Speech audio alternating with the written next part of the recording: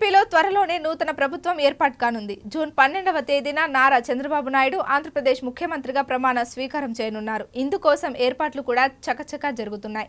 విజయవాడలోని గన్నవరం విమానాశ్రయం సమీపంలో ఉన్న కేసరపల్లి ఐటీ పార్క్ వద్ద జూన్ 12 ఉదయం 11:27 చంద్రబాబు ముఖ్యమంత్రిగా ప్రమాణ స్వీకారం చేయనున్నారు. ఆయనతో పాటు మరికొందరు మంత్రులు కూడా ప్రమాణం చేసే అవకాశాలున్నాయి.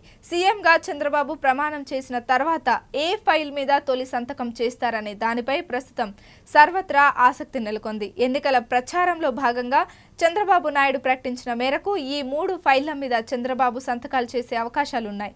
ముఖ్యమంత్రిగా చంద్రబాబు నాయుడు ప్రమాణ స్వీకారం చేసిన తర్వాత తొలి సంతకం మెగా డిఎస్సిపై ఉండబోతోంది. ఎన్నికల సమయంలోనే చంద్రబాబు ఈ విషయాన్ని స్పష్టంగా ప్రకటించారు. వైసీపీ మెగా డిఎస్సి అంటూ మోసం చేసిందని, తాము అధికారంలోకి రాగానే తొలి సంతకం మెగా డిఎస్సి పైనే ఉంటుందని ప్రకటించారు.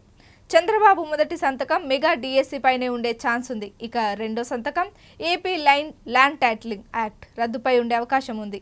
ఈ విషయాన్ని కూడా టీడీపీ అధినేత బహిరంగ సభలలో ప్రకటించారు. ల్యాండ్ టైటిలింగ్ యాక్ట్ పేరుతో వైసీపీ ల్యాండ్ గ్రాబింగ్ యాక్ట్ తీసుకొచ్చిందంటూ అప్పట్లో టీడీపీ వివరించింది.